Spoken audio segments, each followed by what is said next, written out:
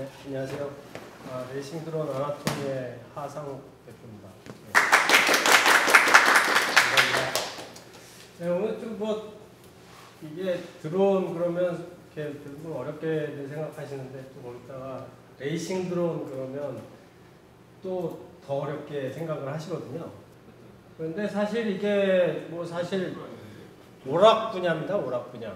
그 레이싱 드론 부분은 그리고 이제 전적으로 이제 이거는 이제 좀 어떤 취미와 레저와 관계된 부분은요. 사실 이렇게 그 산업이라든가 기술, 과학, 항공, 국방 이런 거하고는 상관없습니다. 단지 이제 여기서 좀 이제 나오는 그런 조금 이제 레이싱 드론 일단 느낌이 있으시잖아요. 일단 빠르다. 네. 그리고 특징이 이제 또 곡을 쓰고 한다. 네. 이제 그런 특성을 사실 이제 레이싱 드론이 군에서 따온 것도 있고요. 군용 이제 그런 드론들에서 따온 것도 있고, 또 이제 반대로 이런 속도라든지 이런 그 작은 크기에서 상당히 150km, 200km까지 정도가 나오거든요. 이런 속도라든지 하는 거를 또 반대로 이제 그 국방이라든지 산업 쪽에서 또 갖다가 쓰려고 하는 그런 시도들도 많이 있습니다. 그래서 사실 드론이라는 기술 자체가 지금 현재 많이 이제 좀 그 융합되고 있는 그런 이제 좀 기술이고요. 또 계속 발전하고 있는 기술이고, 또 이게 이제 그 상당히 어떻게 보면 이제 어떤 식으로 발전을 할지를 아무도 모르는 사실 분야입니다. 그래서 이제 일반적으로 그 사회나 이제 교통 부분 이런 부분에서는 드론 택시 얘기도 나오고 있고 그런 쪽으로 쓸 수도 있는 거고, 또 일반 이제 사람들의 취미 이제 생활하기 위해서는 그 취미 생활이라든지 이런 거 하기 위해서 촬영, 또 이제 카메라 촬영 같은 것들을 하기 위해서 그런 쪽에서 또 활용해서 쓸 수도 있는 거고, 국방에서도 쓸 수 있는 거고, 또 이제 소방이라든가 안전이라든가 그런 부분에서도 쓸 수 있는 거고. 요즘 그 아프리카 돼지 콜레라 그 독감 때문에 그 걱정이 많잖아요. 요즘 그 연락이 가끔 저한테 오는데, 그 레이싱 드론에다가 그 열추적 카메라를 좀 달아서 자기 동네 뒷산에 멧돼지를 좀 찾아달라고 그런 거를 만들어 줄 수 없냐, 그런 얘기 하시는 분 있어요. 멧돼지를 이러다가 찾고 싶다 그렇게 말씀하시는 분들도 있고. 그래서 저는 그렇게 생각을 합니다. 저는 이 앞으로의 모든 기술은 이제 오픈된 어떤 사실 이제 요즘 많이 나오는 오픈 소스라든지, 또 그리고 그 개념 자체가 어떤 ITS라든지 이런 이제 개념 자체가 사실 이제 오픈 기반의 공통된 인터페이스를 가지고 모든 기계, 소프트웨어, 사람이 연결이 돼서 이렇게 이제 생활에 활용할 수 있는 그런 앞으로는 그런 시대를 이제 앞으로 이제 4차 산업혁명의 시대라고도 얘기를 하고 있고요. 개념 자체는 사실 그런 개념이 맞아요.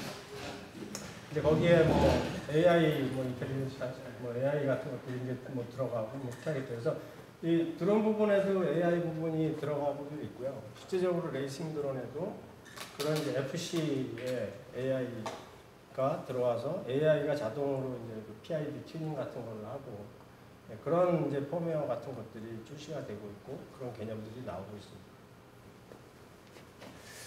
그래서 이제 좀 오늘은 그 중에서도 이제 특히 레이싱 드론 부분에 대해서 말씀을 드릴 거고요. 세부적인 그러니까 있는 내용을 지금 오늘 시간에 다 하기는 사실 어려워요. 그래서 좀 전반적으로 그 전반적인 그 레이싱 드론하고 그 센서 드론하고의 차이점, 그리고 그 레이싱 드론의 기자재들이 어떻게 구성되는지, 그리고 그걸 세팅하기 위한 소프트웨어는 무엇이 있는지 그런 내용을 위주로 해서 말씀드리고, 또 이제 제가 이제 좀 하고 있는 분야는 사실 레이싱 드론 분야 중에서도 롱레인지 쪽입니다. 그래서 레이싱 드론이 보면 이제 그 빠른 이제 코스를 만들어 놓고 실제 이제 레이싱 카 경기하는 것처럼 누가 빨리 통과하나 이 게임을 하는 쪽으로도 사실 많이 쓰이거든요.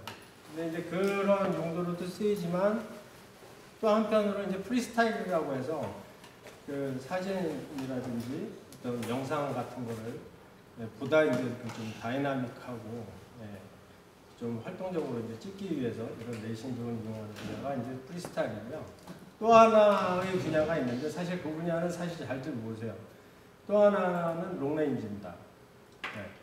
드론을 가지고 얼마나 멀리 보낼 수 있냐, 그리고 얼마나 안정적으로 그 드론을 멀리 보내더라도 드론이 가다가 어떤 뭐 노콘이 난다든지, 노콘이라는 잘 모르시는데 조종기하고 전파가 끊겼다든지 고글 전파가 끊겼다든지 그러면 이 드론을 자동으로 돌아오게 만들 수 있습니다.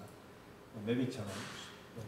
그런 기술들을 탑재해서 드론을 좀 더 멀리 보내고 먼 공간에서 시네마틱한 영상을 촬영하고, 또 내지는 순찰이라든지 부하 쪽에 그런 활동도 할 수 있고, 또 군 쪽에서도 사용할 수 있고, 그런 쪽에 이제 좀 그런 쪽에 포커싱된 쪽을 저는 좀 하고 있습니다.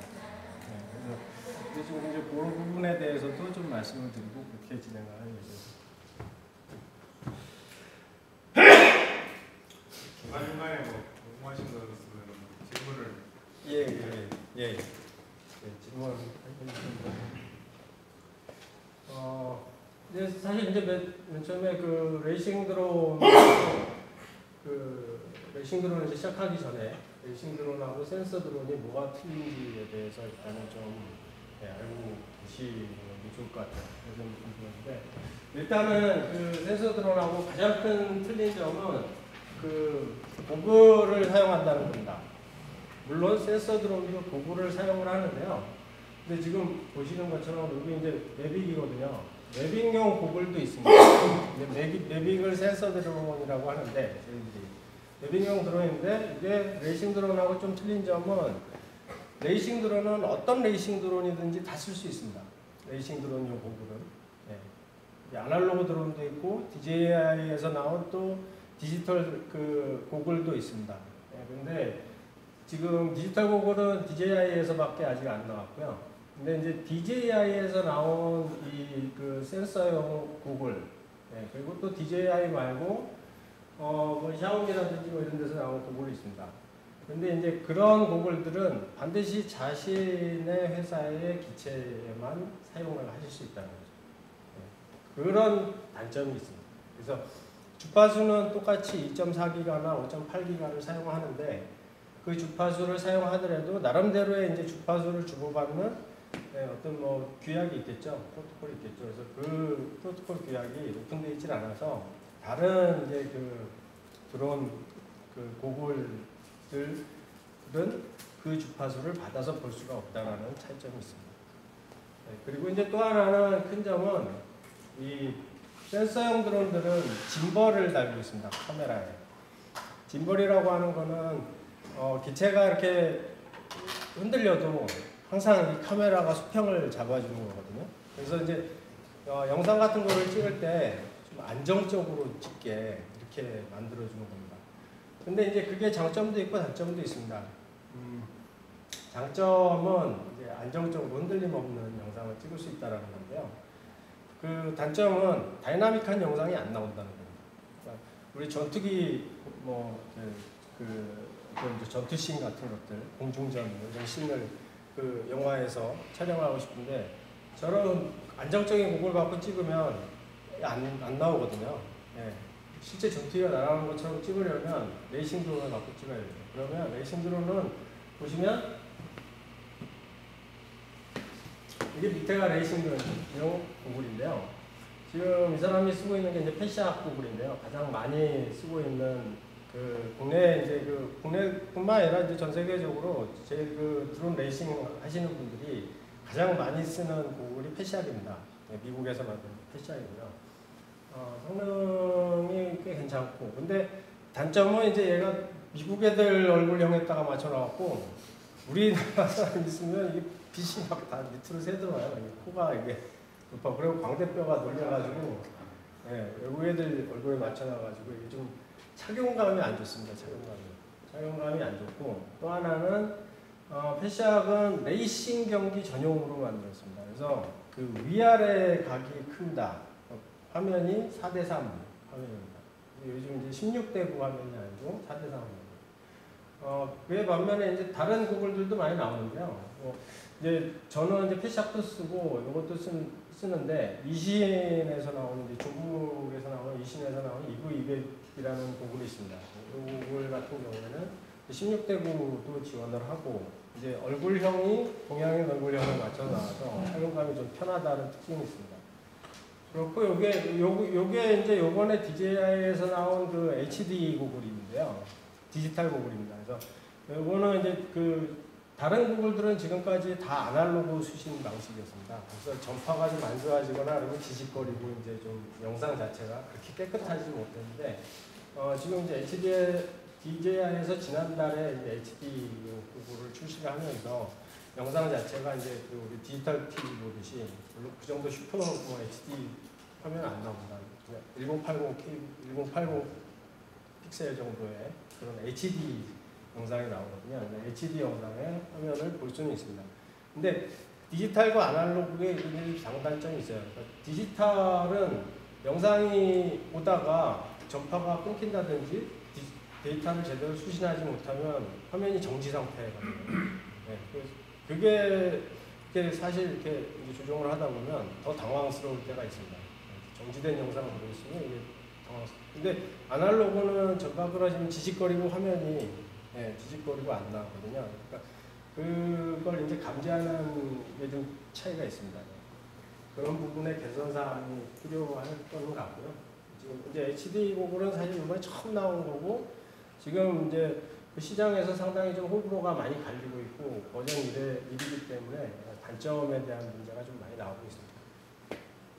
그리고 이제 이게 이제 보통 레이싱 드론에 다는 FPV 카메라인데요. FPV라고 하는 거는 퍼스트 퍼슨 뷰라고 해서 이제 1인칭 뷰 카메라거든요. 그래서 이 카메라 자체는 그 센서 드론하고 좀 틀리게 짐벌을 달지 않고 기체에 바로 그냥 고정을 시킵니다. 고정을 시키고 렌즈 자체를 어안 렌즈를 씁니다. 그래서 이렇게 그 각도가 있는 넓은 각을 볼 수 있게 이렇게 보게 됩니다. 그래서 보통 처음에 그거를 딱 쓰시고 레이싱 드론을 딱 이렇게 날려보시면 대부분 당황을 하시는 게 이유가 뭐냐면 화면이 어안 렌즈다 보니까 이렇게 굴곡져서 보이거든요. 그래서 거기에 적응하는데 뭐 짧게 젊은 사람 애들은 금방 하더라고요. 애들은 뭐 그냥 한 시간도 안 가요. 그냥 뭐 보고 그냥 게임하듯이 그냥 막 날리는데 좀 아재들은 몇 달 걸려요. 댓글들은 전부 다 꺼지면서 쓰겠다고 해서 나도 못 짜요. 몇 달 걸렸어요. 저도 몇 달 걸렸습니다.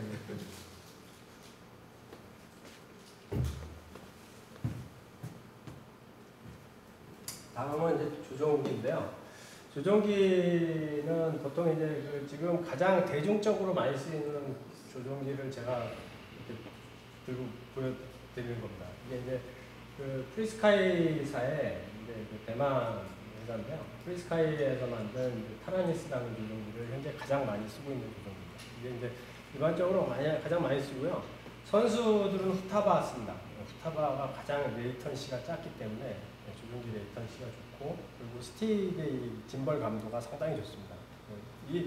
그러니까 결국 이제 그 드론을 조정하는 거는 요거를 이제 스틱이라고 하고, 스틱에 이제 여기 짐벌인데요. 스틱에 이제 짐벌이라고 하는데, 그래서 이 짐벌의 센서가 얼마나 정확하게 동작하느냐가 사실은 이제 이 조종기의 가 얼마나 좋으냐 안 좋으냐 그거고요. 또 하나는 이제 여기서 이제 받아들인 센서 값을 전파로 해서 쏴주겠죠. 근데 이제 그걸 쏴주고 받고 할 적에 레이턴시가 얼마나 작냐.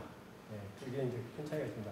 드론이 이제 워낙 빠른 속도로 가고 있기 때문에 레이턴시가 한 1초만 나도 몇십 미터가 가고 있는데 자기는 이제 그때서 조정하고 이렇게 움직이는 반응 속도가 느려질 수가 있거든요. 그래서 이제 그런 것들을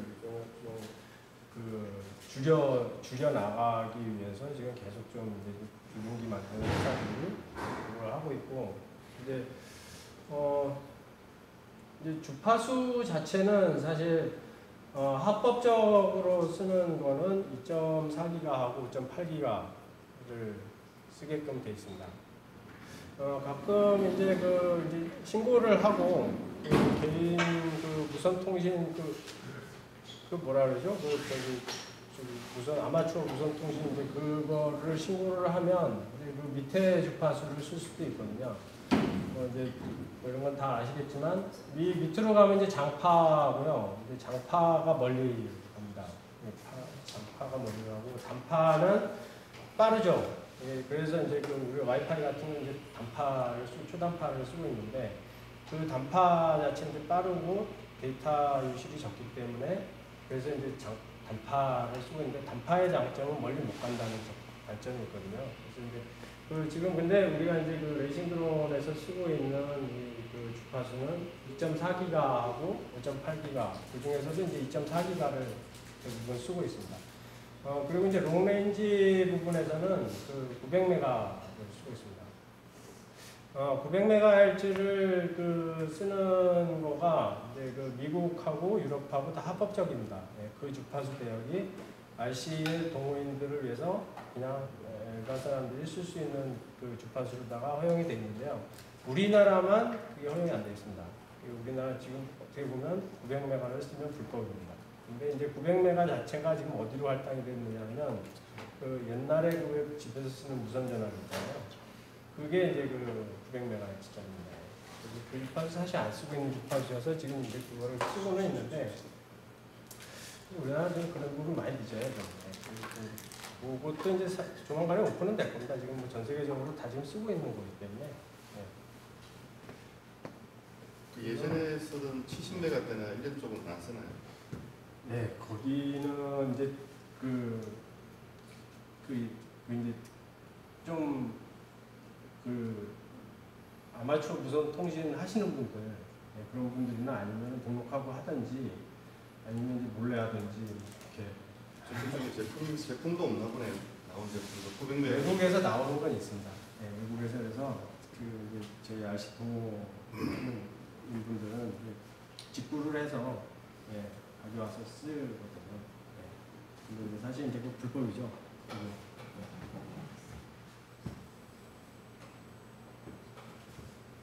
다음은 이제 플라이트 모드가 있습니다. 플라이트 모드는 처음에 이 레이싱 드론을 딱 이렇게 이 조종기를 가지고 이렇게 딱 조종을 해보신 분들이 가장 놀라고 당황스러워하는 부분이 이 조종 모드에 대한 겁니다. 보통 이제 센서 드론들은 한두 번씩 이렇게 날려보셨을 거예요. 왕구 드론이라든지 이런 것들은 다 이제 앵글 모드의 조종 방식입니다. 앵글 모드라고 하는 거는 뭐냐면 기본적으로 기체 FC가 수평을 잡아주는 방식입니다. 그래서 스틱을 내가 앞으로 밀었다고 하더라도 스틱에 이제 스프링 장력이 있기 때문에 그 스로틀을 빼고 나머지 키들은 다 중간으로 다시 돌아오거든요. 그래서 다시 돌아오면 기체도 따라서 다시 수평을 잡습니다. 그래서 한번 이렇게 밀어놨다가 다시 스틱을 놓으면 기체가 앞으로 기울어졌다가도 다시 또 수평을 잡는 거죠. 그런 형태로 동작하는 게 앵글 모드라고 보시면 되고요. 아크로 모드가 이제 레이싱 드론이 사용하고 있는 그 조종 모드인데요. 아크로 모드는 한번 밀어놓으면 이 조종기가 다시 중간으로 왔다고 해도 다시 돌아오지 않습니다. 계속 기울어져 있습니다. 계속 진행을 하는 거죠. 그래서 얘를 다시 수평으로 만들려면 사람이 어느 정도를 뒤로 당겨줘야 됩니다. 스틱을.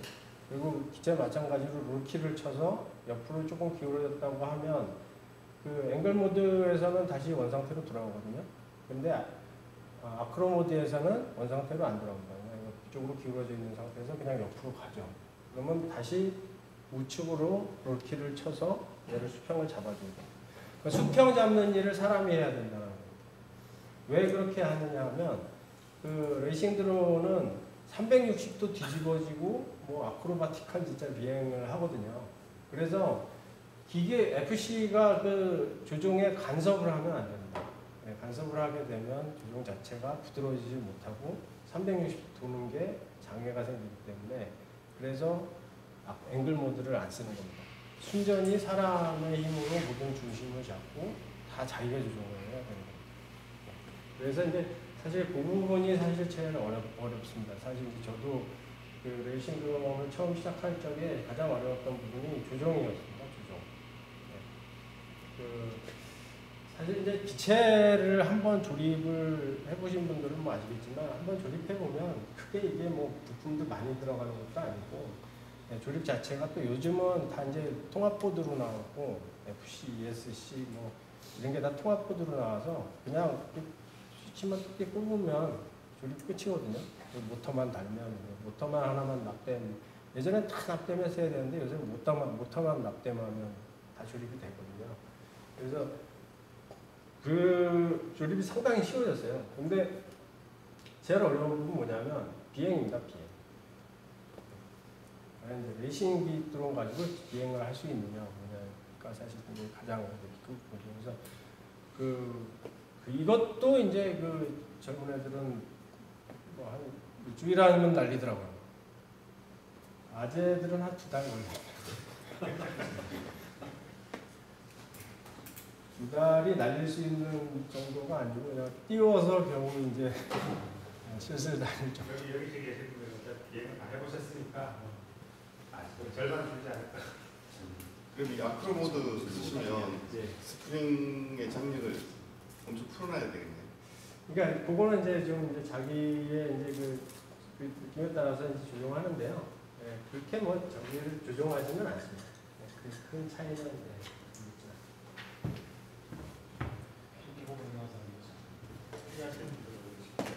예? 헬기를 해보시는 분들은 좀 좋아요. 아 예, 헬기 하시는 분들은 금방 합니다. 헬기가 사실 제일 어렵거든요. 이 조종하는 게. 헬기는 이거 뭐 띄우는데 한 2달 걸립니다. 그냥 띄워서 호버링만 하는데도 2달 걸리는 정도로 그거는 상당히 좀 어렵고요. 드론 근데 헬기 해보신 분들이 또 얘기하는데 또 드론도 못지 않다고 그러시더라고요. 아크로 모드 처음에 하신 거예요. 그래서 이제 시뮬레이션을 처음에는 많이 하시라고 권장을 드립니다. 처음 하시는 저도 이제 처음에는 시뮬레이션 갖고 했거든요. 처음에 바로 실기체 가지고 하시면 바로 견적. 이제 여기부터는 이제 레이싱 드론 해보를 한번 해볼 건데요. 이 레이싱 드론의 이제 구성을 먼저 좀 전체적으로다가 살펴보시면요. 우선 가장 기본적인 게 이제 프레임입니다. 프레임 밑에 이제 이 껍데기죠. 프레임이 이제 가장 기본적인 게 프레임의 소재는 거의 다 카본입니다. 거의 다 카본이고요. 근데 요즘 이제 좀 이제 그 3D 이게 좀 프린터 이런 데 좀 많이 나오면서 3D물이 좀 이제 많이 나오고 있고요. 저도 이제 그래서 3D 출력물을 좀 많이 사용을 합니다. 이제 부분 이제 소재에다가 집어넣어서 이제 데코레이션 하는 정도죠. 그 정도 사실 3D는 지금 들어가고요. 또 프레임 중에 알루미늄 그걸로다가 하는 소재도 있습니다. 근데 아직까지 그게 뭐 대중적이지는 않고요. 거의 다 카본으로 하고 있습니다. 그리고 이제 FC가 있는데 FC는 이제 플라이트 컨트롤러라고 해서 이 드론의 가장 중요한 부분입니다. 그래서 비행 제어인데 이 FC 안에 보면은 그 MCU라고 해서 이제 CPU가 들어가고요. 이 드론이 사실 날아다니는 컴퓨터입니다. 이게 그 실제적으로 이게 거의 그 펜티엄급의 CPU가 들어가 있고요. 거기 그 CPU가 그 이제 자이로에서 그 자세 값을 받고 또 그리고 이제 각 모터 ESC 그 VTX 영상에다가 또 이제 그 이제 카메라로 받아오는 영상에다가 이 FC가 이제 받아서 그 영상에다가 그 OSD 화면에, 구글 화면에 뿌려줄 글자 같은 것들, 고도라든지 지금 거리라든지 뭐 속도라든지 뭐 이런 것들을 다 입혀서 그걸 또 이제 영상 송신기로다가 이렇게 보내주는 그런 역할을 하거든요. 그래서 얘가 역할 자체가 그 거의 점점 사양이 높아져서 지금 F7까지 나와 있거든요. 이제 처음에 F3, F1, 2, 3 뭐 이렇게 하고 지금 F7까지 이제 지금 컨트롤러가 나와 있습니다. 뒤쪽에 이제 PDB는 파워 디스트리뷰션 보드라고 해서 전력 이제 분배기입니다. 그래서 이제 전원을 배터리를 여기다가 연결을 하면 전원을 FC한테도 주고 모터한테도 주고 ESC한테도 주고 영상 송신기한테도 주고 카메라한테도 주고 하는 이제 이 배터리에서 받은 전원을 이제 분배해 주는 장치입니다. 네, 각각에 이제 맞게끔 뭐 볼트, 뭐 볼트, 뭐 9볼트, 12볼트 이렇게 나눠주는 그런 장치라고 보시면 돼요. ESC는 이제 모터의 속도를 제어하는 장치입니다. 그래서 FC가 이제 조종기에서 온 신호를 딱 받아서 조종기에서 이제 조종자가 어느 정도 스로틀을 올렸는지를 판단을 해서 얘가 스로틀을 올린 값을 가지고 ESC에서 모터를 구동해주는 그런 장치라고 보시면 됩니다. 그래서 각 모터마다 이렇게 하나씩 들어가게 되는데요. 요즘은 추세가 이제 통합 ESC 추세로다가 가는 추세입니다. 그래서 이제 이런 보드처럼 생겨서 그냥 하나로다가 통합시키고 모터를 이제 하나에다가 다 연결시키는 그런 추세가 그리고 이제 VTX는 이제 비디오 트랜스미터라고 해서요. 영상 송신기입니다. 이 레이싱 드론은 절대 시계 비행은 못합니다. 가끔 시계 비행을 하는 분들도 있는데 왜냐하면 시계 비행은 또 거리도 멀리 못 보내거든요. 기체 자체를 인식을 사실 할 수도 없는데 멀리 못 보내서 그래서 이제 고글을 쓰고 하는데요. 고글의 이제 그 거리가 보통 보면은 가장 우리나라에서 경기용으로 쓸 수 있는 그 영상 송신기의 출력 전압은 250mW입니다. 250mW 정도면 한 어느 정도 보낼 수 있냐면 한 500m 정도 거리에서 영상을 볼 수가 있습니다. 깨끗한 영상을 볼 수가 있고요. 근데 일반적으로 요즘 그냥 그 취미 하시는 분들, 레저인들 분들이 많이 쓰는 건 1W짜리 1W 정도 사용을 합니다. 1W 정도면은 이제 한 2kg 정도 영상이 간다고 보시면 됩니다. 그리고 이제 그 RX 리시버라고 해서 이건 수신기, 조종기에 라디오에서 전파를 받아서 이제 FC에 조종 신호를 전달해주는 수신기. 모터, 브러시리스 모터를 쓰면 브러시리스 모터가 속도가 빠르고 힘이 강하기 때문에 그래서 이제 브러시리스 모터를 씁니다. 그리고 프로펠러 이렇게 4개. 보통 이제 쿼드라고 이제 많이들 하거든요. 그래서 이제 드론이라고 안 하고 미국 애들은 쿼드라고 하더라고요. 쿼드라고 많이 하는데 그 모터 4개짜리는 쿼드, 뭐 8개짜리는 헥사 뭐 이런 식으로다가 합니다.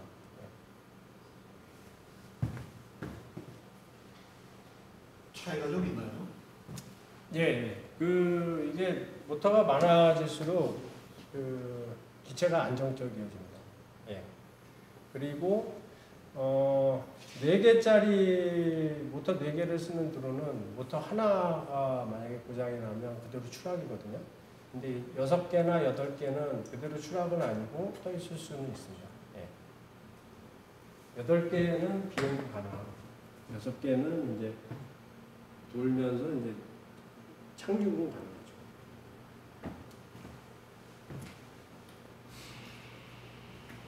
프레임의 종류가 보면 그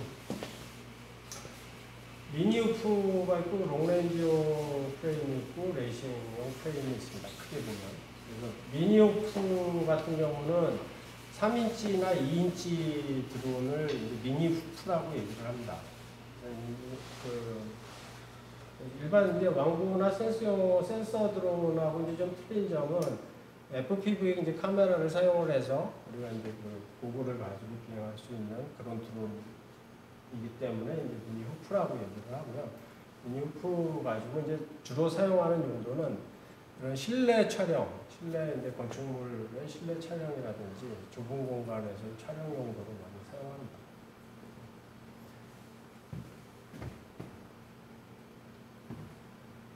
그리고 이제 롱레인지용 프레임입니다. 롱레인지용 프레임은 보통 7인치 이상의 프레임을 롱레인지용 프레임이라고 얘기를 하고요. 그래서 7인치 이상의 프레임을 쓰는 이유는 먼 거리를 장시간 동안 비행하기 위해서는 프롭이 커야 됩니다. 그래서 이제 그 롱레인지에서는 그래서 좀 큰 프레임에 큰 프롭의 기체를 사용을 합니다.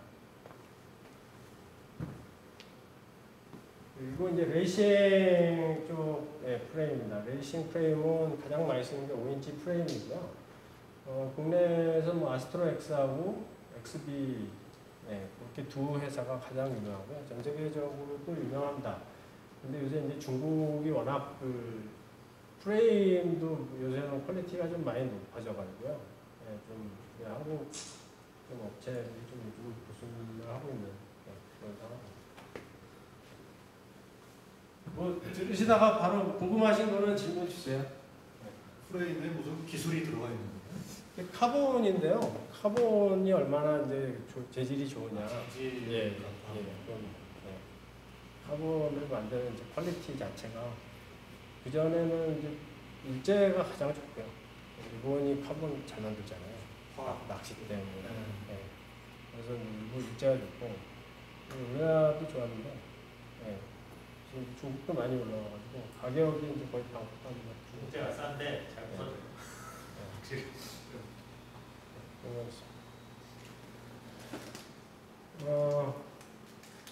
그리고 이제 FC인데요. FC를 이렇게 자세히 좀 이제 뜯어보면 처음에 이제 FC 딱 보시면 이게 뭐야?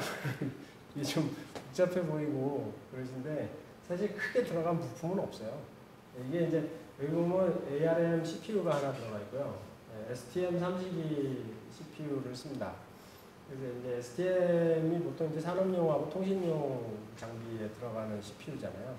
그래서 이제 거기 들어가는 CPU고, 이건 이제 7위는 이제 버전입니다. 그래서 이제 F7은 7위이고, 이제 F4는 F30라고 되어 있는 게 이제 F4고, F3은 역시 F3 이렇게 되어 있습니다. STM F3 이렇게 되어 있습니다. 그걸 보시고 이제 이게 F3인지 F4인지 F7인지 판단하시면 되고요. 큰 차이점은 뭐냐면 일단 속도, 처리 속도 빨라지고 올라갈수록 빨라지고 주변에 잘 달 수 있는 주변 장치들이 많아집니다. 올라갈수록. F3 같은 경우에는 외부 모터 4개 달고 카메라 VTX만 연결하면 더 이상 달 수가 없었어요. 주변 장치를. 근데 F4에서는 거기서 이제 한 2개 늘었고, 또 F7에서는 거기서 하나 또 늘었습니다. 그래서 주변 장치를 6개, 8개까지 이제 달 수 있게끔 그렇게 이제 F7에서는 늘었습니다. 그래서 요게 이제 CPU, 요 앞에 있는 게 여기 이제 자이로입니다. 자이로. F4까지는 싱글 자이로였었거든요. 근데 이제 F7부터는 듀얼 자이로. 듀얼 자이로하고 싱글 자이로 차이가 뭐냐면, 듀얼 자이로는 그 자이로가 하는 역할은 뭐냐면 자세값을 읽어오는 겁니다. 드론에 내가 지금 드론이 어느 정도 기울어져 있는지 그거를 읽어오는 거거든요. 그래서 그 값을 읽어와서 이 CPU한테 전달을 해주고, 그 CPU는 이제 PID 컨트롤러가 그 값을 받아서 내 기체를 이렇게 그 자세를 제어하는 겁니다. 이렇게 이제 제어를 해주는 거고요. 근데 이 자이로 값이 기체는 모든 드론들이 다 이제 모터를 달아놓고 하늘에서 움직이다 보니까 진동이 항상 발생합니다. 모터는 당연히 진동이 발생하겠죠. 모터가 돌아가니까. 그 모터의 진동 때문에 자이로에 아주 깨끗한 값이 나오기 힘듭니다. 그래서 이제 그 자이로를 몇 개 달아서 2개 달아서 2개의 자이로의 평균 값을 가지고 있는 겁니다. 그런 식으로 해서 좀 더 부드러운 자이로 값을, 정확한 자이로 값을 가져오기 위해서 그런 이제 식으로 좀 이제 발전을 해 나가고 있는 거죠. 그리고 뒷면 이제 앞면 쪽에 이제 여기 패드들이 이제 이렇게 많은데요. 이 패드가 이제 다 이제 여기다가 처음에 레이싱 드론 조립하시면 좀 어려워하시는 게 여기다가 납땜을 해야 되는 게 이제 좀 어려워하시는 부분입니다. 납땜을 직접 하셔야 되는 부분인데.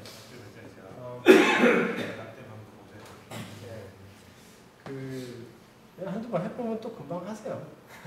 그 납땜 집에서 하기 조금 어려운 부분인데 도구도 사야 되고 또 남연기도 나오고 쉽지 않더라고요. 그렇게 하고 그러셔야 되는데 집에서 하기 어려우시면 이제 제가 이제 그 공방도 운영을 하고 있거든요. 그래서 이제 거기서 오셔서 하셔도 되고요. 그렇게 하시면 도구 같은 건 다 있으니까 그렇게 하셔도 돼요. 이제 이런 패드에 보면은 여기에 이제 뭐 글자들이 이제 여기 쭉 써 있는데요. 저 M1, 2, 3, 4 이렇게 되어 있는 게 M 모터입니다. 모터를 연결하고 1번 모터 연결하고 2번 모터 연결하고 모터 연결선에 대한 이제 패드들입니다. 모터의 시그널선 연결하는 패드고요. 그리고 이제 그래서 M8까지 있죠.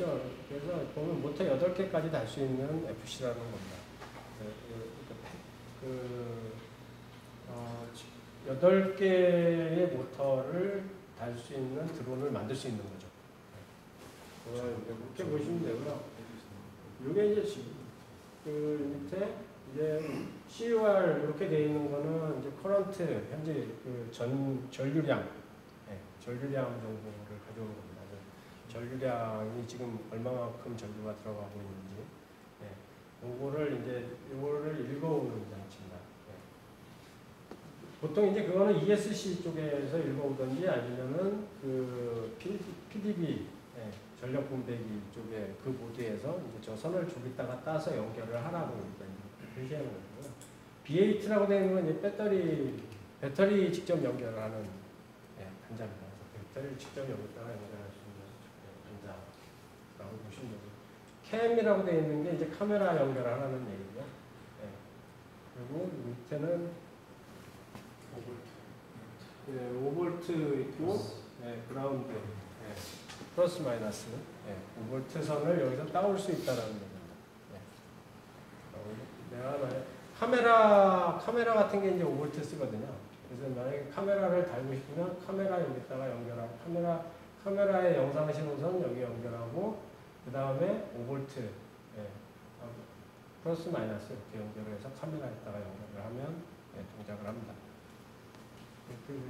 이쪽에는 이제 이 R1, T1 이렇게 되어 있는 거는 컴포트라고 보시면 됩니다. 컴포트, PC의 컴포트, 통신 포트입니다. 통신 포트. 컴포트하고 똑같은 그 RS232C 통신 방식의 컴포트고요. 그 컴포트를 사용하는 겁니다. 그걸 누구랑 연결하느냐면 수신기하고도 연결하고, 수신기하고 이제 서로 데이터 주고받을 때 이 컴포트를 사용. R은 리시브, T는 트랜스밋 이렇게 나눠져 있죠. 그래서 보낼 때는 T 선에다가 연결하고, 받는 선은 R 선에다가 연결하고 이렇게 연결을 하는 선입니다. 그리고 3.3V 뽑아낼 수 있는 선이고 마이너스. LED는 이제 기체에 LED를 달 수가 있거든요. 드론의 기체에 LED 달 적에 LED 선을 여기다 연결하시면 되고, 부저, 기체에 부저 달 수가 있는데 부저 연결하는 선입니다. 그래서 이제 조종기에서 부저를 스위치를 딱 키면 부저가 울리게끔 할 적에는 이제 여기다 연결을 하시면 됩니다. 수신기는 S버스 같은 걸 지원해요? 네, 수신기는 S버스, PPM, PWM, 요새는 크로스파이어라고 해서 그것도 많이 쓰는데, 이것도 다 지원합니다. 어떤 FC에 보면 여기에 아예 S버스라고 적혀 있는 그 단자가 있는 애들이 있어요. 요거는 아이플라이트 건데, 이건 이제 그렇게 안 돼 있네요. 그렇게 안 돼 있고, 그냥 요 R선에다가 연결을 하셔야 됩니다. R패드에다가 여기다가 연결해. R1번에다가 연결했으면 R1번에다가 이제 그 수신기를 연결을 하고 이제 뒤쪽에 이제 그 말씀드릴 건데 베타 플라이트라는 이제 펌웨어에서 그거를 이제 설정을 해주시면 됩니다. 그래서 뭐 선 연결은 크게 복잡하지는 않아요. 한번 해보시면 아실 수가 있고요. 요거 이제 뒷면인데 뒷면은 그 하는 일이 요게 이제 그 OSD 프로세서인데요. OSD 그 카메라에서 받은 영상을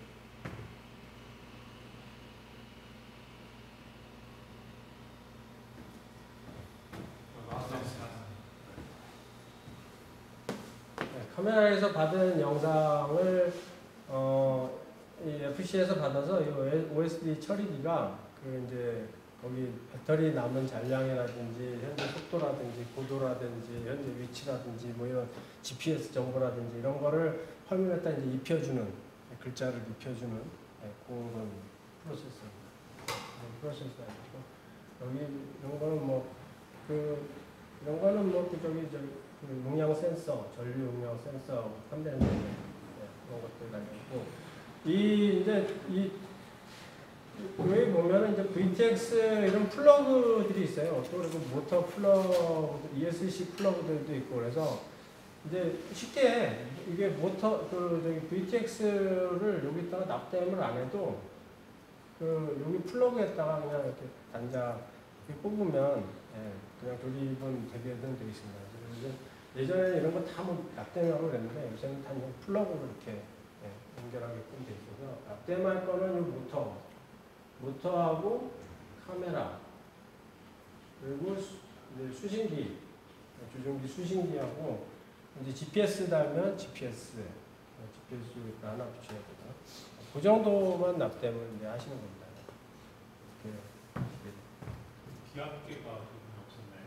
네, 기압계는 여기 달려 있는데요. 기압계가 요게 기압계입니다. 네, 바로미터 여기 기압계고 이게 보면 위에 동그랗게 구멍 하나 빵 뚫려 있습니다.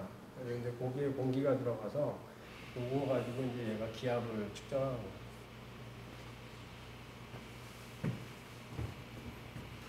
바로미터가 있는 FC가 있고 없는 FC가 있어요. 그래서 이제 처음에 이제 그 레이싱 순수하게 내가 레이싱만 하겠다. 그러면 사실 바로미터 필요 없어요.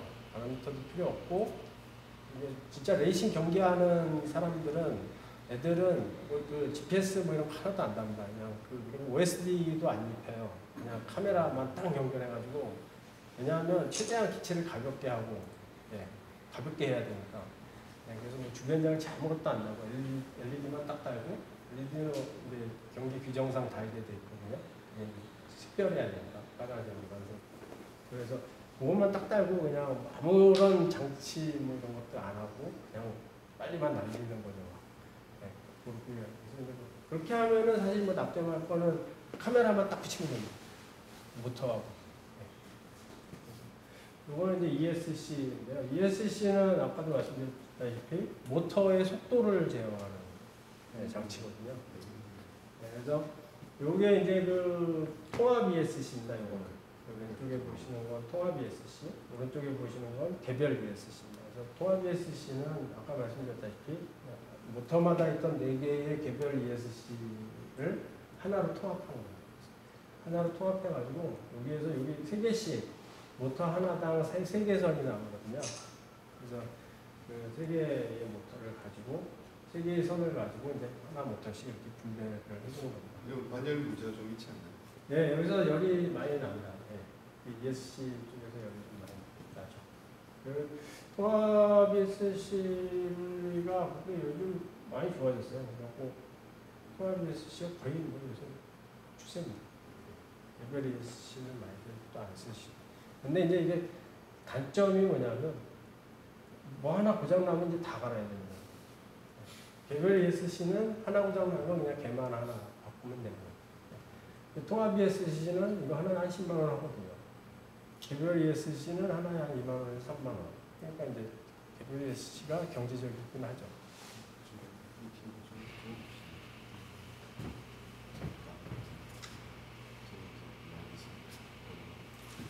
다음은 VTX인데요. VTX는 카메라에서 받은 그 영상 신호를 바로 VTX에서 연결을 해서 그 전파로 보내줄 수도 있고요. 또 아니면 FC를 경유를 해서 FC에서 아까 말씀드린 OSD 정보 글자를 영상 위에다가 입혀서 그래서 이제 보내줄 수도 있습니다. FC 이제 VTX 선에 보면 단자를 보시면 스마트라고 되어 있는 부분은 이제 그 FC하고 연결을 해가지고 이제 이 VTX 영상 송신기의 주파수 채널이라든지 출력을 조종기로 조절을 할 수가 있거든요. 그래서 이제 그런 걸 조절하기 위해서 쓰는 단자고요. 5V 이제 5V를 뽑아내 주는 단자입니다. 여기는 5V 주는 단자고 그리고 비디오가 이제 카메라에서 들어온 영상을 여기로 받는 신호고요. 여기 이제 그라운드. 그리고 여기 이제 메인 전원. 메인 전원입니다. 배터리 쪽에서 이제 전원을 7V에서 24V짜리까지 프리볼트로 받아서 이제 하는 거죠. 그래서 요거는 이제 딱 보실 적에 어떻게 보셔야 되느냐면 요게 출력입니다. 그리고 요게 채널입니다. 그리고 요게 주파수.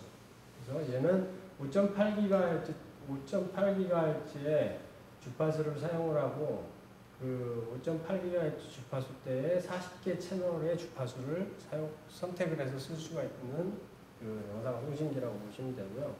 그리고 얘가 낼 수 있는 출력은 25mW, 200mW, 600mW, 800mW 이렇게 4개의 출력을 선택해서 낼 수 있다라는 표시입니다. 이게 보실 적에 이렇게 보시면 되고요. 이렇게 이제 그 생긴 놈도 있고. 요거는 이제 롱레인지용입니다. 롱레인지용은 2W짜리 그 영상 송신기고요. 얘는 이제 방열판이 이렇게 달려있죠. 그 기체에서 열이 제일 많이 나는 부분이 이 VTX입니다.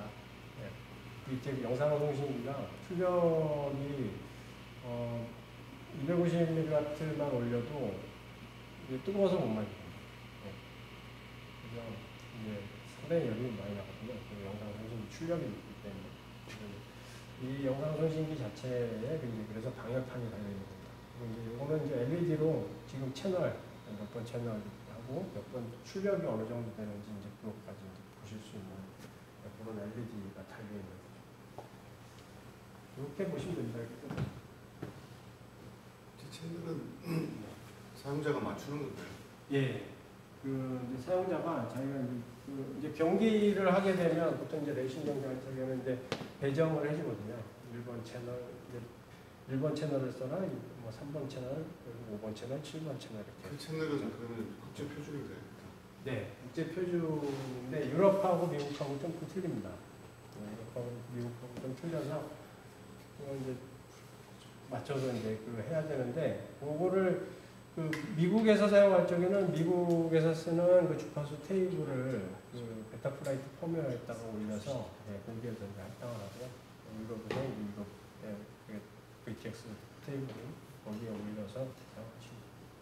그럼 저기 아까 송수신기식에 보면 VTX인데 보면 받는 쪽에서도 보면 주파수 5.8이든 2.4든지 그것만 표준판 맞으면 그냥 그 수신기는 범용으로 쓸 수 있다는 얘기죠. 네, 맞습니다. 예, 그래서 이제 그 레이싱 드론 고글은 사실 그래서 뭐 어느 거든지 다 쓸 수가 있다는 겁니다. 예, 그래서 리시버가 이제 그 고글에도 리시버가 달려 있거든요.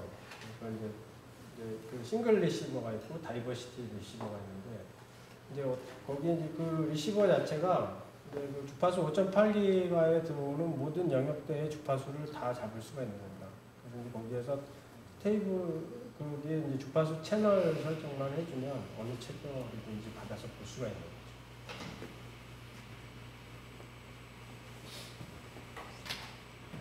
이거는 이제 수신기인데요. 수신기는 이제 정말 많은 수신기가 있습니다. 그 수신기 종류가 상당히 많고요. 그 중에서 이제 가장 많이 쓰는 수신기를 보여드린 건데요. 역시 이제 프리스카이 거를 가장 많이 씁니다. 그리고 이제 선수들은 이제 후타바 수신기 후타바 조종기와 후타바 수신기를 또 많이 씁니다. 그래서 이제 이 수신기는 조종기에 딸린 거라고 보시면 됩니다. 그래서 이제 프리스카이 조종기를 쓴다면 프리스카이 수신기를 써야 되고. 근데 이제 프리스카이는 그 오픈TX라는 오픈소스 재단의 이게 오픈된 소프트웨어를 쓰는 그 조종기거든요. 그래서 이제 누구나 사실 만들 수가 있는 조종기고 수신기도 누구나 만들 수 있습니다. 프로토콜 자체가 오픈되어 있기 때문에. 그래서 이제 이 프리스카이 수신기들은 제조사들이 많습니다. 예. 그래서 이제 뭐 저가형도 많고 막 그런데 아무래도 이 프리스카이 본사에서는 아무래도 쓰는 게 제일 안정적이겠죠. 그런 게 있고요. 근데 이제 알라인 MM은 이건 이제 롱레인지용입니다.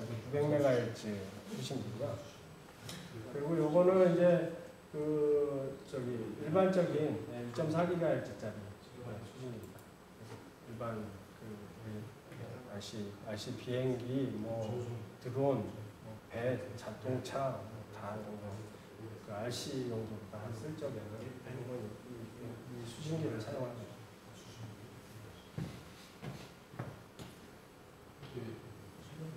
다음은 모터인데요. 그 앞에서 영상 신호도 같이 들어오나요? 그 수신기에서? 아닙니다. 영상 신호는 이제 그 드론은 내보내주는 거죠. 영상을 그 고글 쪽으로 보내주기만 하지 드론은 받을 필요가 없습니다. 네. 수신기는 주고 받고 다 합니다. 왜냐하면 수신기는 이제 일단 사용자가 이제 조종자가 보낸 조종기 신호를 받아야 되고 기체의 상태 정보를 텔레메트리라고 해서 조종기 쪽으로 반대로 줍니다. 기체는 지금 뭐 상당히 많은 정보를 줘요.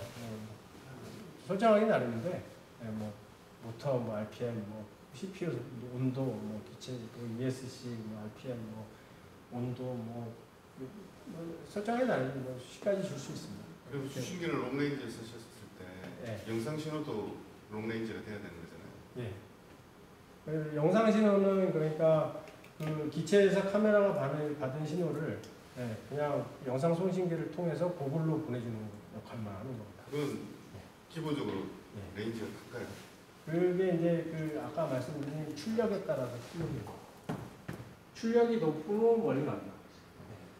이제 출력이 얘는 800mW가 최대거든요. 800mW가 한 1kg 정도. 올리는 게 전원으로 조절하나요? 네, 이게 전원으로 하는 거죠. 그리고 전원을 많이 넣으면 많이 먹으면 얘가 이제 출력이 높아지는 거고 따라서 열도 많이 나고 얘는 이제 2W까지 2000mAh죠. 2000mAh까지. 가성비가 좋은 애들이죠. 여기 보내는 가성비가 좋은 애들이에요. 저렴한 애들, 저렴한 애들 자꾸 말씀해요. 아까 다음 장에 있던 그 알고행 같은 거를 타베네스 조종기에다가 부착을 할 때 다른 펌웨어 같은 것도 업그레이드가 필요하죠. 펌웨어는 특별히 따로 빠질 건 없고요. 요게 이제 그 조종기 쪽에다가 다는 모듈이거든요. 이게 조종기 쪽에 다는 모듈이고, 요거는 이제 기체에 다는 모듈이고요. 그래서 이제 조종기 뒤쪽에다 이렇게 꽂게 되어 있는데요. 그냥 꽂고, 그 이제 조종기의 설정 메뉴가 있습니다. 설정에서 알라인మెం만 선택해주면, 그러면 바로 이제 그 조종 신호가 알라인을 통해서 이제 900MHz로 나가게 되는 거죠. 이제 정기적으로 그 프리스카이에서 그 소프트웨어 펌웨어 업그레이드를 합니다. 그래서 이제 가끔가다 이제 홈페이지를 이렇게 찾아보시면 이제 펌웨어 업그레이드 됐다 그러시면 이제 펌웨어는 업그레이드를 해주시는 게 좋거든요. 뭐 그렇게 자주는 안 나와요. 여기 계신 분들 다들 비행기만 하다 보니까 여기 제일 낯선 게 뭐냐면 수신기인데 옛날에 4채널이면 핀이 4개 있고 8채널이면 8개 있거든요. 네. 그렇게 다들 꽂았었는데 얘는 보면 핀이 하나밖에 없어. 그래서 네. 그게 좀 제일 처음 다들 생각할 거예요. 보통 이제 그러니까 비행기 예전에 하시던 분들은 FC라는 걸 안 썼잖아요.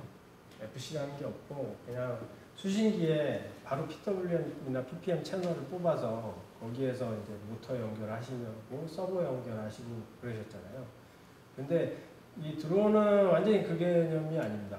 그러니까 드론은 수신기가 모든 신호를 일단 받되 그 신호를 FC한테 줍니다.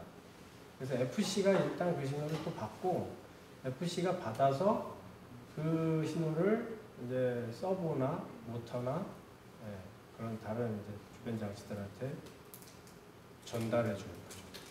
그 반대로 받기도 하고. 그래서 FC가 중간에 들어가는 거죠. 비행기 하시는 분들도 왜 보면은 스테빌라이저 같은 거 쓰시는 분들 있잖아요. 비행기에 OSD도 쓰거든요. 그런 거 스테빌라이저 같은 것들 쓰시는 분들은 이제 이거 이 수신기에서 신호 받아서 스테빌라이저 역할이 뭐냐면 수평 잡아주는 겁니다. 비행기 자동으로 수평 잡아주고 자동 비행도 할 수 있게 해주거든요. 그래서 이제 고정하시는 분들, 롱레인지 하시는 분들은 GPS 딱 찍어놓고 그냥 비행 날라오면 지 혼자 날아가거든요. 그래서 자동 비행, 항로 비행도 할 수 있고. 그런데 이제 그런 것들을 다 지금은 FC가 하게 됩니다. 그래서 고정액 하시는 분들도 지금은 다 이제 그 아이나브라는 그 펌웨어를 많이 써요. 고정액 하시는 분들은. 레이싱 드론 하는 사람들은 벨타 플라이트를 많이 쓰고요. 고정액 하시는 분들은 아이나브라는 펌웨어를 많이 씁니다. 그래서 둘 다 이게 오픈소스 펌웨어 다 기업에서 개발하고 있는 오픈소스인데요. 맨 처음에 이제 크림 플라이트라는 이제 처음에 이제 그 프로젝트에서 시작이 된 겁니다. 거기서 포크돼서 나온 거거든요. 크림 플라이트에서 그 아이나브가 나오고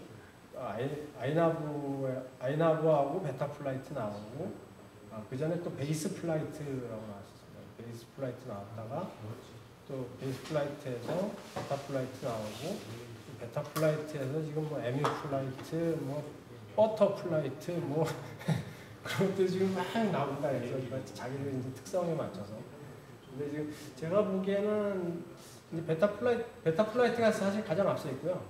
그 중에서 요새 좀 나오는 이제 플라이트 중에 MU 플라이트하고 인공지능 들어간 플라이트들이 좀 나오고 있는데 그런 것들이 이제 좀 나오고 있습니다. 그런 것들 기능이 이제 그런 부분들이 더 추가된 거죠. 근데 모든 신호가 FC에 들어가면 그러면 이게 믹싱 같은 거는 안 쓰겠네요. 믹싱은 조종기에서만 하고요. 여기선 사실 그 믹싱을 저기 베타 플라이트에서 한다고 보시면 됩니다.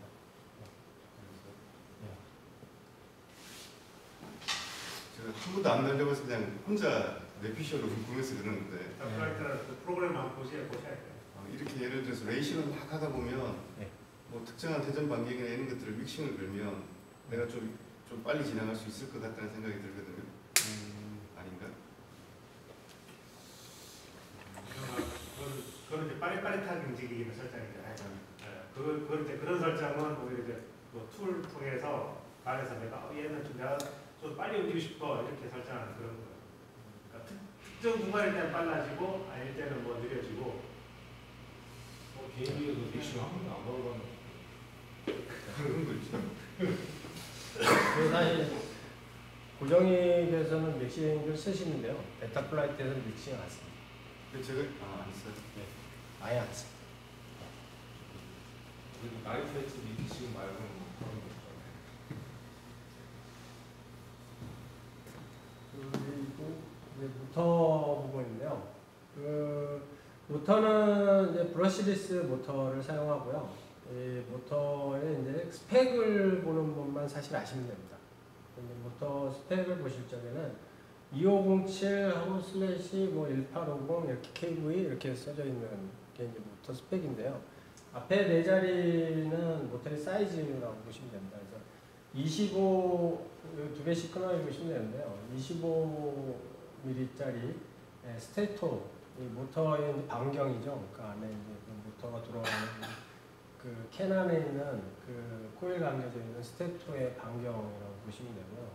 07은 높이입니다. 그래서 이 사이즈가 이제 커질수록 모터가 힘이 좋은 모터라고 보시면 돼요. 근데 힘이 좋으면 반대로 전력을 많이 먹는다 이렇게 보시면 되거든요. 그래서 그걸 이제 효율이라고 하는데 이제 그 효율이 얼마나 좋은 모터냐 이제 그거 가지고 사실 이제 모터의 값이 정해지는 거거든요. 그래서 이제 모터가 좋은 모터는 전력을 적게 먹고 힘이 좋은 모터가 좋은 모터겠죠. 그래서 이제 그렇게 보시면 됩니다. 모터를 구입하실 적에는 그냥 이렇게 사시지 마시고요. 반드시 이제 그 모터의 사양표를 한번 보셔가지고 이게 이제 사양표 보실 적에 이제 그 사이즈를 맨 처음에 보시고요. 사이즈를 보통 5인치 기체 같은 경우에는 203이나 뭐 205나 이 정도 22짜리를 많이 쓰고요. 스테토스 변경 25짜리 많이 쓰고요. 22를 많이 쓰고요. 22나 23. 그리고 7인치나 8인치 같은 경우가 이제 25 정도 사이즈를 씁니다. 사이즈 뒤에 1850 KV라고 되어 있는 거는 이게 1볼트를 이 모터에다가 딱 걸어줬을 때 1분 동안 도는 RPM입니다. 이 모터에 1볼트를 딱 걸어주면 1분 동안에 1850번 회전을 한다라는 그렇게 보시면 되거든요. 그래서 이 속도가 빠를수록 모터는 빨리 돌고요. 더 빨리 날겠죠. 빨리 돌면. 근데 힘은 떨어질 수 있습니다. 그러니까 이게 사실 그래서 이제 모터가 사실 좀 만들기 어려운 건데요. 빨리 돌면서 힘 좋은 모터를 사실 만들기가 어려운 거예요. 힘이 좋아지면 속도는 느려지고 속도가 빨라지면 힘은 떨어지고 좀 그런 이제 상관관계가 있습니다. 스펙을 보실 적에 여기에 이제 맨 뒤에 보면은 그 스러스트 에피션시 출력에 대한 효율 이게 이제 나와 있잖아요. 이 효율이 높을수록 좋은 모터입니다. 그래서 모터 선택하실 적에 이 효율의 표를 이거 살까 저거 살까 이제 고민되실 적에는 이 트러스트 에피션시 이거를 보시고 높은 숫자의 모터를 사시는 게 좋은 모터를 구매하시기 바랍니다. 프로펠러도 또 상당히 중요합니다. 이 싱글에서는. 프롭에도 이제 보면은 이제 3엽짜리가 있고 2엽짜리가 있거든요. 3엽짜리는 추력이 좋습니다. 추력이 좋다는 건 힘이 좋다는 거고요. 2엽짜리는 이제 힘은 좀 떨어지는데 전력을 덜 먹습니다. 빨리 돌 수 있죠. 날개 3개짜리 돌리는 것보다 2개짜리 돌리는 게 더 빨리 돌 수 있잖아요. 힘이 더 적게 들고. 그래서 이제 롱레인지 할 적에는 이런 2엽을 많이 씁니다. 2엽을 많이 쓰고, 그리고 이제 그 빠른 레이싱 경기 할 때 3엽을 많이 쓰고, 이렇게 보시면.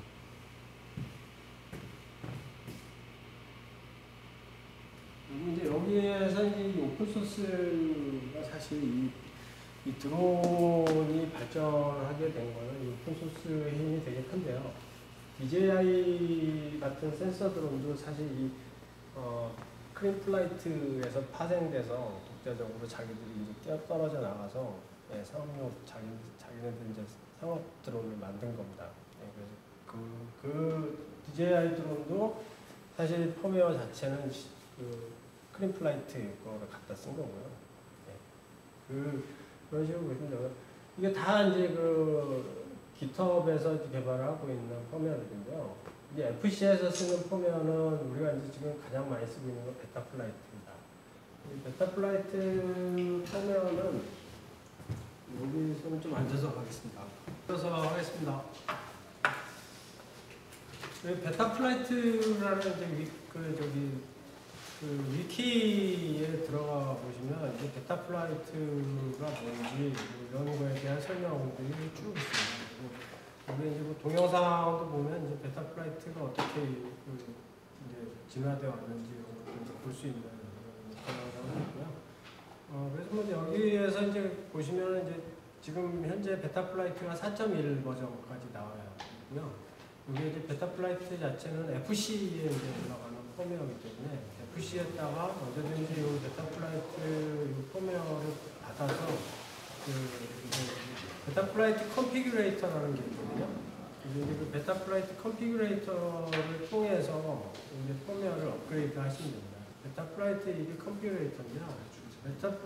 FC와 관련되는 그 베타플라이트 펌웨어는 크게 세 가지 있다고 보시면 됩니다. 베타플라이트 FC의 펌웨어 있고, 이 FC의 펌웨어를 올리고 조정하고 설정값 바꾸고 이렇게 하는 컨피그레이터가 있고, 그리고 이제 비행의 로그를 가지고 분석을 하는 블랙박스 익스플로러라는 소프트웨어 세 개가 있다고 보시면 됩니다.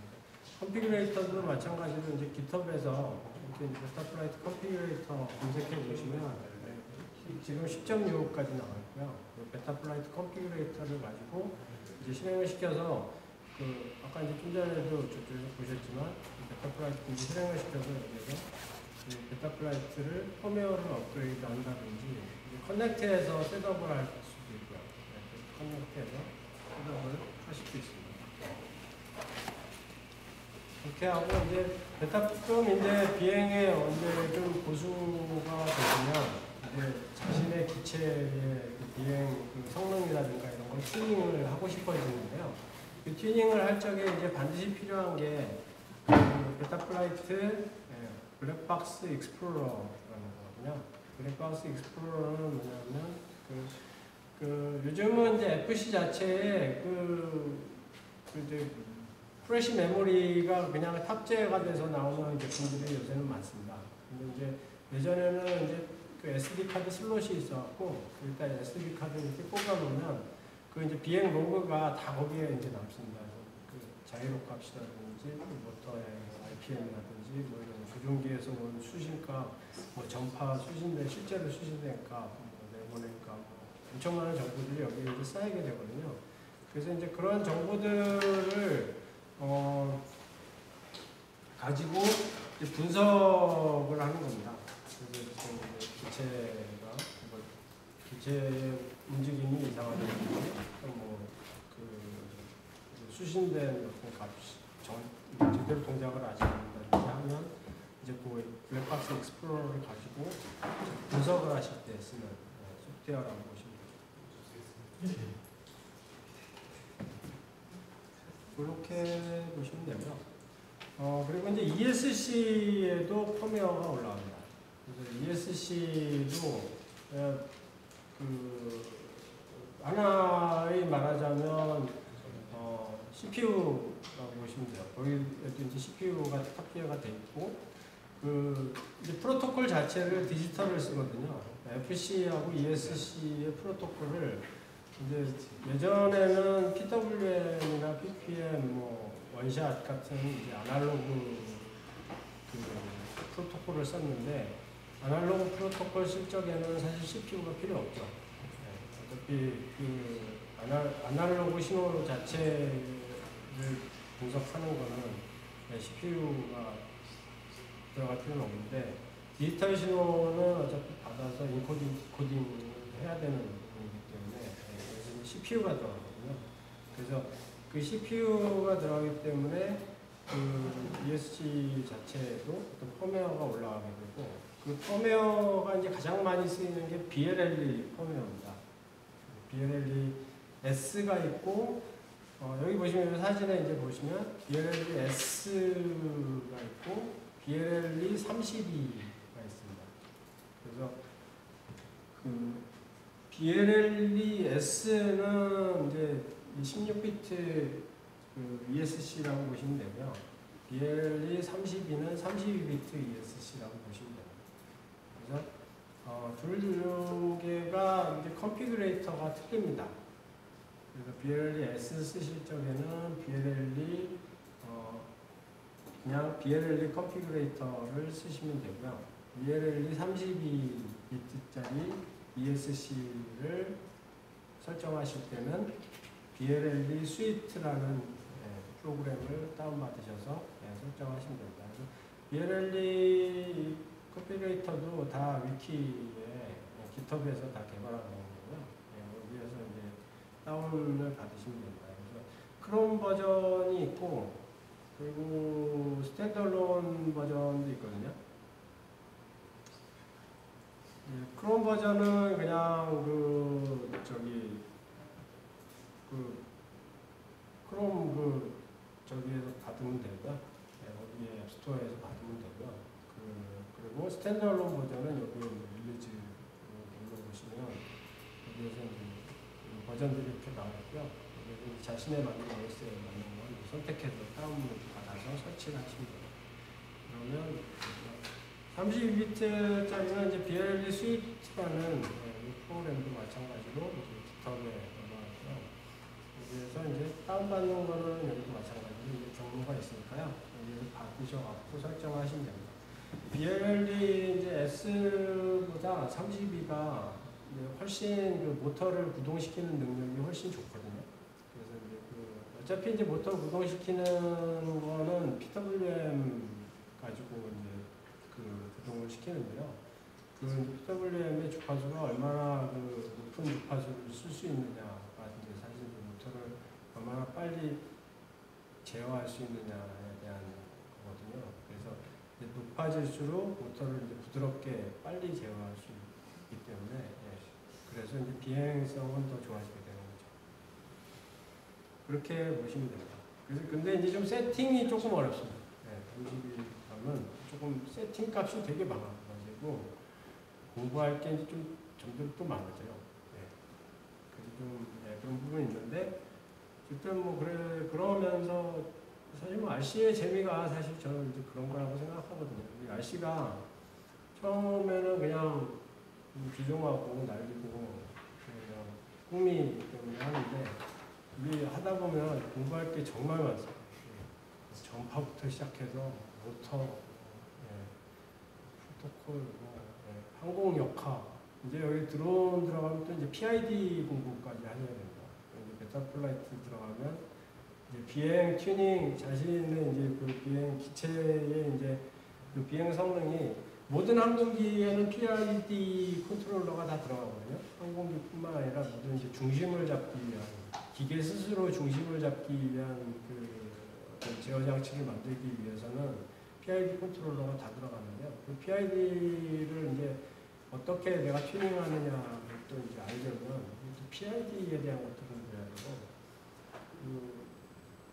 PID가 결국 미분 적분이거든요. 미분 적분도 이게 사실 이제 RC라는 게 사실 어떻게 보면 이게 과학, 기술 쪽에 상당히 좀 깊이가 좀 깊이 들어가게 되더라고요. 하다 보면. 근데 이제 그렇게까지 할 필요가 있나 싶은데 그건 자기 이제 취향인 것 같습니다. 어떤 기술적으로다가 좀 깊이 알고 싶으면 그쪽으로 갈 수도 있고 알리는 거 좋아하면 비행 기술 그쪽으로 갈 수도 있는 거예요. 비행 기술 쪽도 또 상당히 또 앞으로는 되게 이제 그 부분도 제 생각에는 전망이 있을 것 같아요. 그러니까 이제 드론이 지금도 자격증, 저도 자격증이 있지만 이제 아직 법규가 안 나와서 그런데 지금 12km 이상의 드론만 자격증이 있어야 날릴 수가 있는데 한 300g으로 줄인다는 지금 이제 법규가 좀 나와 있거든요. 그게 이제 300g 이상짜리도 이제 못 날리는 거죠. 그러면 레이싱 드론도 사실 배터리 달면 300g 넘거든요. 근데 실제로 사람 날릴 수 있는 거는 미니 드론밖에 못 날리는 거죠. 이제 레이싱 드론이 그렇다고 안 쓸 거냐? 이것도 쓰긴 쓸 거거든요. 그러니까 센서 드론이 하지 못하는 일들을 할 수가 있거든요. 센서 드론 자체는 워낙 이게 센서 많이 붙이고 안정성 위주로 만들다 보니까 일단은 고개 비행이나 빠른 비행이나 또 장애물이 많은 지역에서 고구를 쓰고 비행할 수가 없어요. 그래서 이제 군사라든지 어떤 이제 보안 분야라든지 이런 분야 쪽에서는 레이싱에 대한 연구가 있거든요. 빠르니까 이제 수색이라든지 그런 쪽에서도 쓸 수가 있는 거예요. 그러면은 이제 반드시 이것도 어떤 한 분야가 되는 거고, 그러면은 이제 그때 되면은 이걸 날릴 수 있는 사람.